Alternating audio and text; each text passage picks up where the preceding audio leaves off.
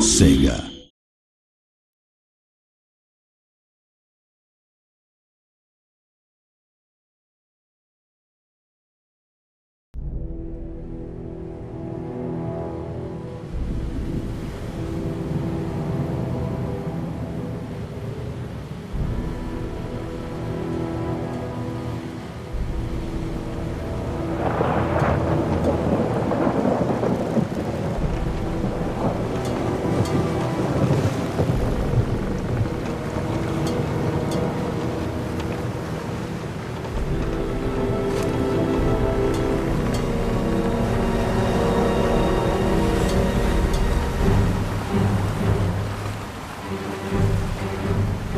There, boys! Bring her about!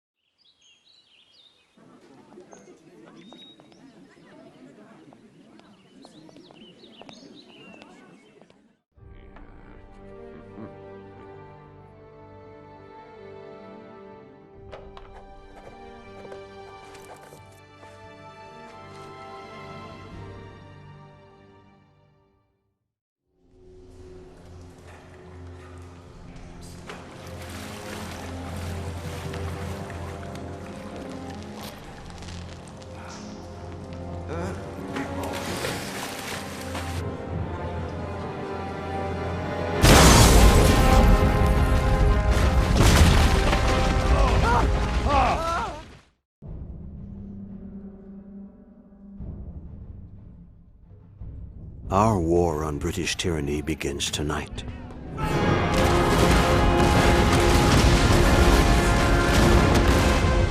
In Boston, brave men fight for the right to govern themselves. Tonight, we fight for freedom. As I bear witness to the sacrifice of this generation, I take great comfort in the memory of our forefathers. Those pioneering men who traveled to these shores seeking a new life. Like the intrepid Captain John Smith and his fellow settlers, we too seek a new world. Not only for ourselves, but for future generations of Americans. As I look back on their endeavors, at the unknown dangers that awaited the pioneers over every rise and behind every tree, I am reminded that I play but a small part in a much greater story.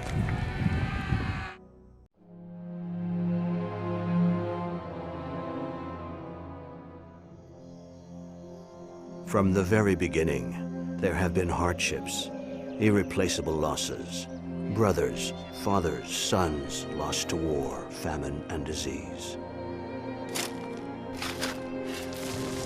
And yet our forefathers endured, refusing to give up on the one thing they all believed in so fervently: freedom. Those brave men built a future from an inhospitable land, taming it and making it their own.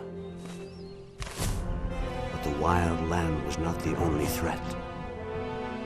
The natives were a constant menace, lurking at their borders, always ready for battle. it became obvious that until borders were clearly established, peace would continue to be elusive.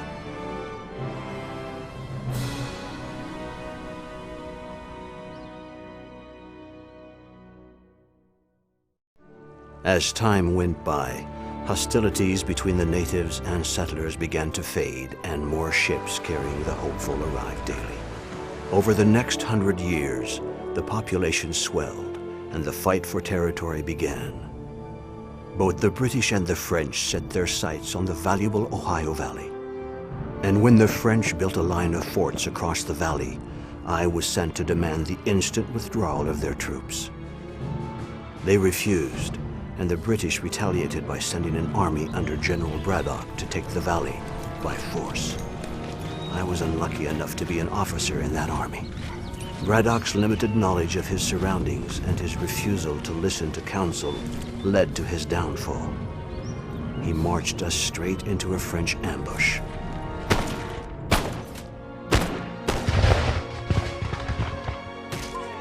Our men were massacred. The cries of the wounded still haunt my dreams.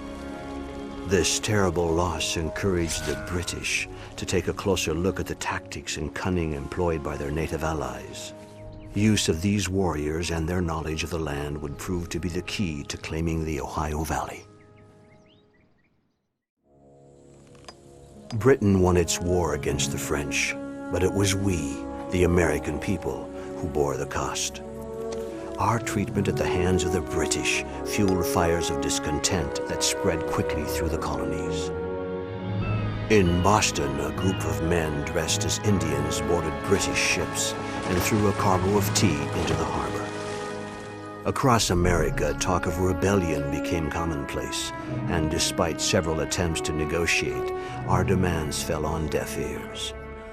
It was this constant refusal to accept a new order in the colonies that would be the spark which lit the fuse of revolution.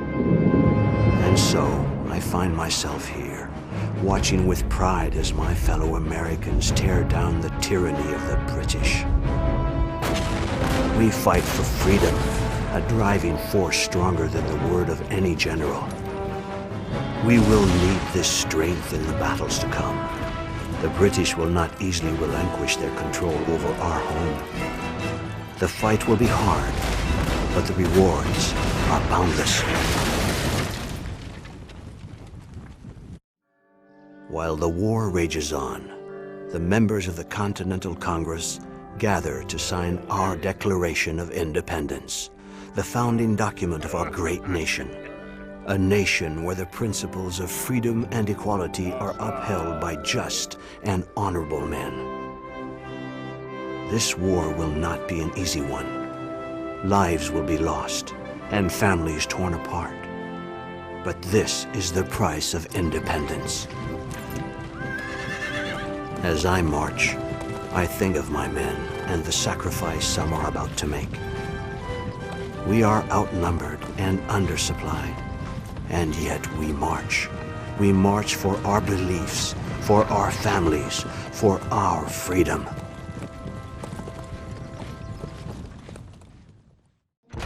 This is the hour of victory. Our brave flag, symbol of justice and freedom, flies over a land of liberty, a new nation, a new people.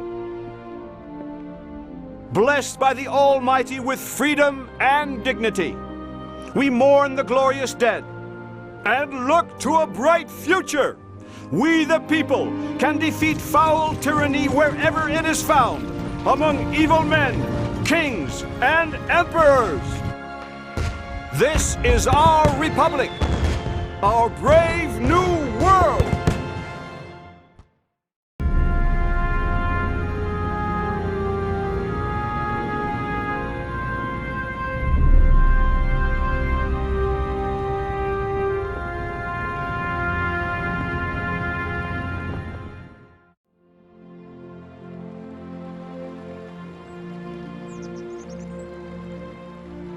And so it was our great nation was born. From the ashes of the Revolutionary War rose a nation that upholds the ideals of liberty, equality, and unity. For as the wind blows across America, from the rolling hills to the glistening seas, it will have passed over naught but free men.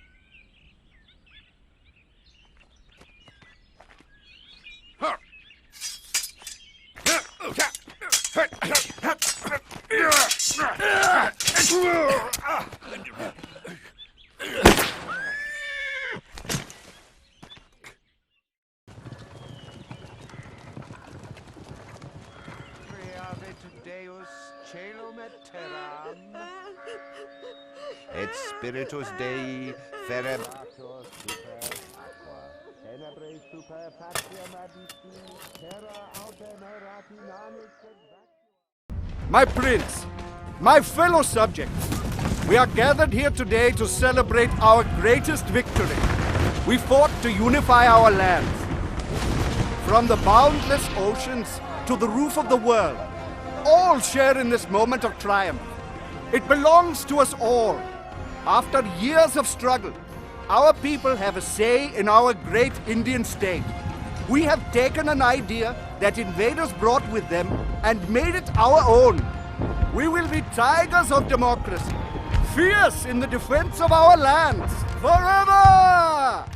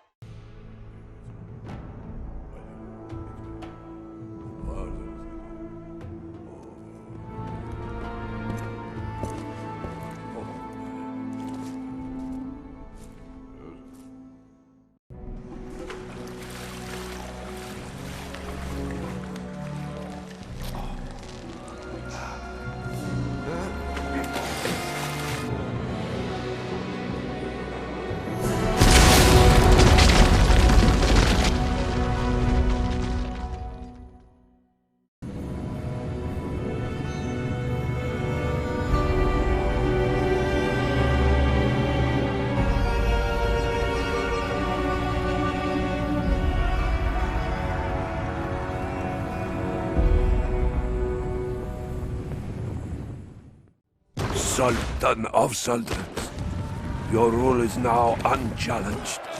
From sunrise to sunset, no man lives except to serve.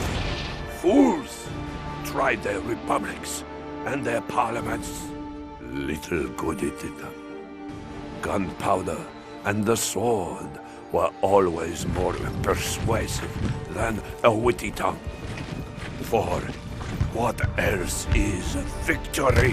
What is glory without the tears of the defeated?